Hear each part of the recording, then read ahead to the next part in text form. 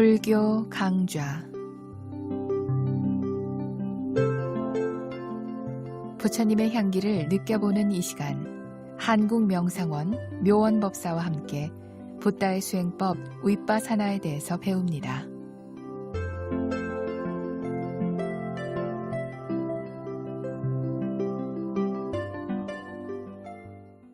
안녕하십니까? 묘원입니다. 모든 현상은 일어나서 사라집니다. 일어나서 사라진다는 것은 변한다는 것입니다.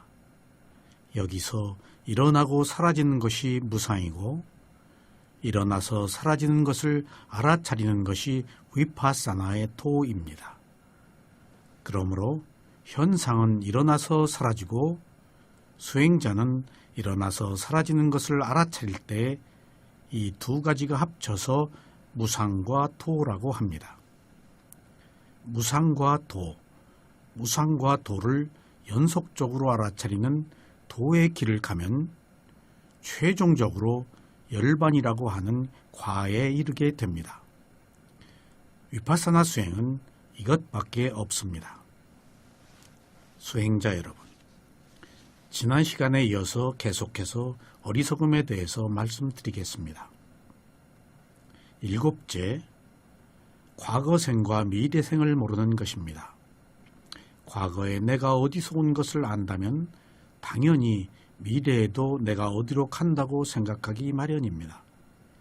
그러나 과거의 원인이 와서 현재의 생을 만들었다면 똑같이 현재의 원인이 미래의 결과를 만드는 것임을 알 수 있습니다. 여덟째, 12연기의 바른 성품인 원인과 결과를 모르는 것입니다. 일곱 번째까지의 지혜가 나면 모든 것은 원인과 결과로 윤회한다는 사실을 알 수 있습니다. 연기법은 인류 역사의 가장 빛나는 진리입니다. 역대 모든 부처님들은 반드시 연기법을 통하여 오온을 찾아내시고 그리고 오온의 느낌을 알아차리신 뒤에 위파사나 수행의 찰나산매를 통해서 깨달음에 이르셨습니다. 연기법은 부처님께서 만드신 것이 아니고 부처 이전부터 있던 것을 부처님께서 찾아내신 것입니다. 그리고 부처님은 연기로부터 탈출하시어 윤회를 끝내셨습니다. 우리가 수행을 하는 것도 연기의 수레바퀴가 회전하도록 하기 위해서 하는 것이 아니고 연기의 수레바퀴를 멈추게 하려고 하는 것입니다. 연기의 수레바퀴가 도는 원인이 무명과 가래이므로 어리석어서 바라기 때문에 연기가 도는 것입니다. 부처님께서는 12연기의 첫 번째가 무명으로 시작된다는 것과 윤회는 저절로 일어난 것이 아니라는 것을 두 가지로 설명하셨습니다. 첫째, 그 이전에 무명이 없었고 그 이후에 무명이 생겼다 라고 말씀하심으로써 무명의 원인이 무명임을 밝히셨습니다. 둘째, 그 이전에 존재에 대한 가래가 없었지만 그 이후에 존재에 대한 가래가 생겼다고 말씀하셨습니다. 이는 번뇌가 생겼기 때문에 무명과 가래가 일어난 것을 말합니다. 그래서 12연기의 근본 원인이 무명과 가래라는 것을 알 수 있습니다. 수행자가 무명으로부터 벗어나면 가래까지 소멸하여 열반을 성취합니다. 그리고 윤회가 끝나는 해탈의 자유를 얻습니다. 이렇게 윤회의 근본 원인인 무명으로부터 벗어나기 위해서는 전방위적인 노력이 필요합니다. 위파사나 수행은 알아차림 하나면 되지만 무명으로부터 벗어나려면 무엇을 어떻게 알아차려야 하는지 반드시 스승의 지도를 받아야 합니다. 그래서 다음과 같은 대상을 알아차려서 통찰 지혜를 얻어야 합니다. 첫째, 오온의 색수상 행식이 무엇인지를 알아차려야 합니다. 둘째, 육입과 육경이 부딪히는 12처를 알아야 합니다. 셋째, 육입과 육경과 육식이 부딪힌 것만이 실제임을 알아차려야 합니다. 넷째, 오근인 믿음, 노력, 알아차림, 집중, 지혜를 알맞게 개발해야 함을 알아차려야 합니다. 다섯째, 사성제인 고집멸도를 통찰해야 합니다. 이상의 것들을 수행하는 것이 무명으로부터 벗어나는 길입니다. 여기서 첫째, 둘째, 셋째까지는 몸과 마음에 관한 것입니다. 그리고 넷째와 다섯째는 몸과 마음을 어떻게 알아차리느냐 하는 위파사나 수행 방법에 관한 내용입니다. 그러므로 무명을 제거하기 위해서는 반드시 몸과 마음을 대상으로 해야 하며 위파사나 수행에 통찰 지혜가 있어야만 합니다. 수행자 여러분, 무명은 맹목적인 것입니다. 무명은 모른다는 것으로 지혜가 없다는 것입니다. 맹목적인 것으로는 실제하는 진실을 알기가 어렵습니다. 맹목적이면 대상의 고유한 성품을 꿰뚫어 볼 수 없기 때문에 올바른 행위와 반대되는 행위를 합니다. 그러므로 선하지 못한 행위를 하는 원인이 됩니다. 맹목적으로 믿으면 맹신에 빠져 사교를 믿습니다. 어리석은 것도 고통인데 사교에 빠지면 더 큰 괴로움을 겪습니다. 사교의 경우는 자신의 가려움을 해결해 주어서 일시적으로 만족할 수 있겠지만 우매한 신앙으로 인해서 더 큰 어리석음에 빠져 불행을 겪습니다. 수행자 여러분, 부처님께서는 믿음을 갖되 확신에 찬 믿음을 갖고 맹목적 믿음을 갖지 말 것을 항상 권하셨습니다. 그래서 맹목적 믿음을 갖지 않기 위해서는 자신의 몸과 마음을 탐구해보라고 하셨습니다. 이때 다른 것을 대상으로 하면 관념으로 아는 것입니다. 오직 자신의 몸과 마음을 탐구한 뒤에 확신에 찬 믿음을 가질 것을 권하셨습니다. 부처님께서는 자신이 말한 가르침도 맹목적으로 따르지 말고 오직 수행자 자신의 몸과 마음을 통해서 직접 실천해 볼 것을 말씀하셨습니다. 그러고 나서 그 경험을 바탕으로 믿음을 가질 것을 권하신 것입니다. 그러므로 수행자는 남의 말에 현혹되어서는 안 됩니다. 남의 말은 단지 그의 말일 뿐입니다.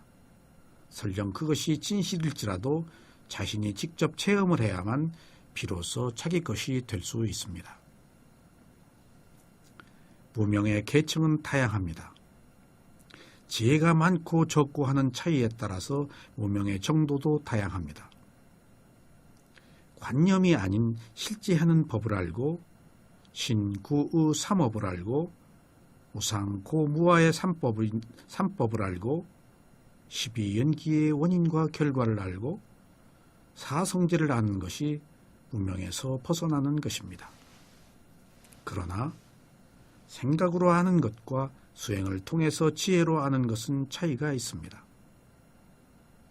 수행을 해서 대상을 있는 그대로 아는 지혜가 나야 비로소 무명에서 벗어날 수 있습니다.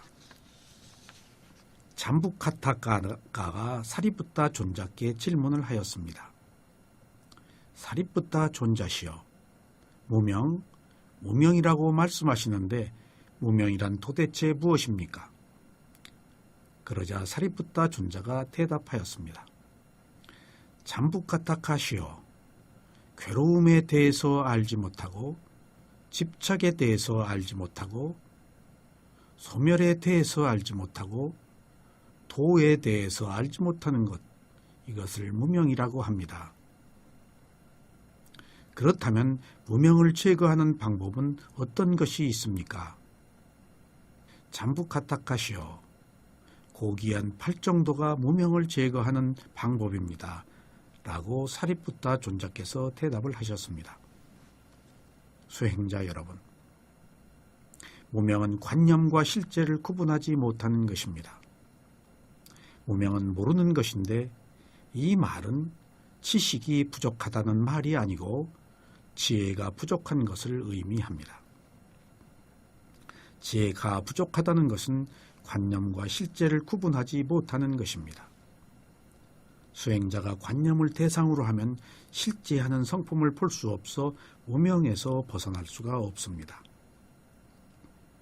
지혜는 실제하는 성품에서만 드러납니다. 대상의 실제를 알아차려야 대상의 고유한 성품을 꿰뚫어 볼 수 있기 때문에 지혜로 무명을 제거하는 것입니다. 무명이란 8가지를 모르는 것이라고 했습니다.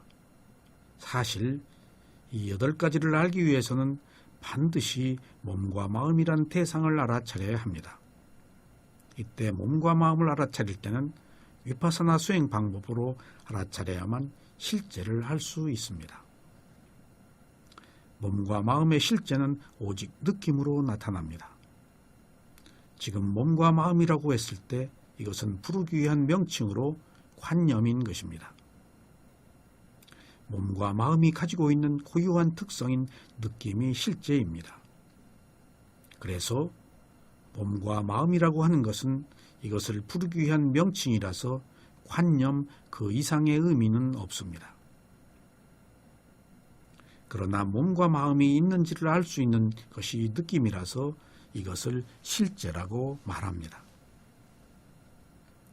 누구나 관념이라는 과정을 거쳐서 실제하는 느낌을 알아차려야 비로소 대상이 가지고 있는 법을 봅니다.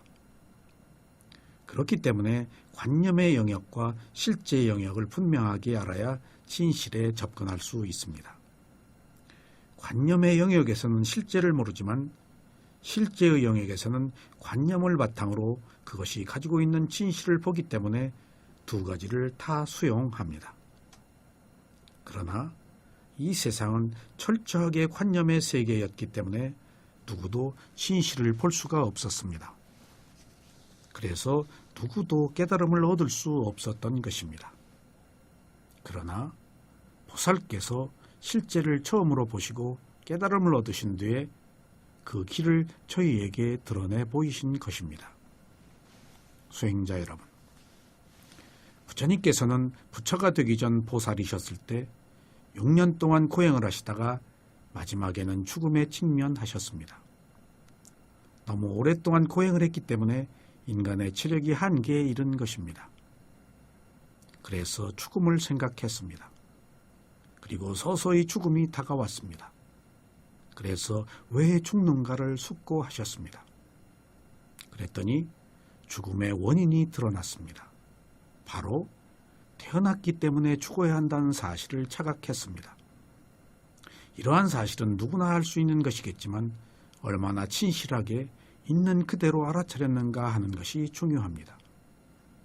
이때도 적당히 생각으로 알아차렸으면 관념으로 죽음을 생각한 것이지만 보살은 죽음의 실제에는 진실을 보신 것입니다.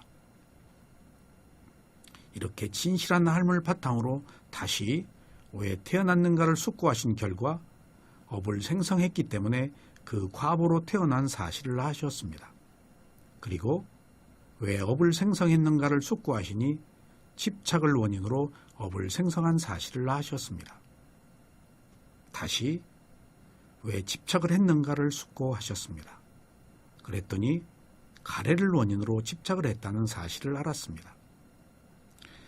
가래가 왜 일어났는가를 숙고해 보시니 느낌을 원인으로 가래가 일어난 사실을 알았습니다. 다시 느낌은 왜 일어났는가를 숙고하시니 접촉을 원인으로 느낌이 일어난다는 사실을 알았습니다. 다시 접촉은 왜 일어났는가를 숙고하시니 유깁을 원인으로 접촉이 일어난다는 사실을 알았습니다. 다시 유깁이 왜 일어났는가를 숙고하시니 정신과 물질 원인으로 일어난다는 사실을 알았습니다. 다시 정신과 물질이 왜 일어났는가를 숙고하시니 식을 원인으로 정신과 물질이 일어난다는 사실을 알았습니다. 이때의 식이 새로운 생을 만드는 재생연결식입니다. 이 재생연결식이 왜 일어나는가를 숙고하시니 과거의 행을 원인으로 현재의 재생연결식이 일어난다는 사실을 알았습니다. 다시 왜 행이 일어났는가를 숙고하셨습니다. 그랬더니 무명을 원인으로 행이 일어난다는 사실을 아셨습니다. 다시 왜 무명이 일어났는가를 숙고하셨습니다. 그랬더니 더 이상 원인이 없고 무명을 원인으로 무명이 일어난다는 사실을 아셨습니다. 그래서 무명 이전으로 더 거슬러 올라갈 것이 없는 사실을 아셨습니다. 결국 모든 것의 근본 원인은 과거의 무명과 현재의 가래가 연기를 회전시키는 것을 아셨습니다. 지금까지 보살이 숙고하신 것이 바로 역으로 거슬러 올라가서 하는 12연기의 역관입니다. 연기를 거꾸로 거슬러 올라가서 근본 원인을 찾아내신 것입니다. 보살께서는 다시 무명을 원인으로 행이 일어나고 행을 원인으로 식이 일어나는 것을 숙고하셨습니다. 그리고 마지막으로 태어남을 원인으로 늙어서 죽는 결과를 아셨습니다. 이것이 순서대로 내려가면서 알아차리는 순관입니다. 이렇게 역관과 순관으로 거듭 숙고하신 결과 모든 것은 반드시 원인이 있어서 생긴 결과로 진행된다는 사실을 아셨습니다. 그리고 그 결과는 원인에 의해서 생겼으므로 원인이 없으면 결과가 없다는 사실을 다시 아셨습니다. 그래서 원인을 제거하면 결과가 소멸한다는 수행의 지혜가 나신 것입니다. 이것이 인류사의 가장 빛나는 지혜인 원인과 결과를 아는 지혜입니다.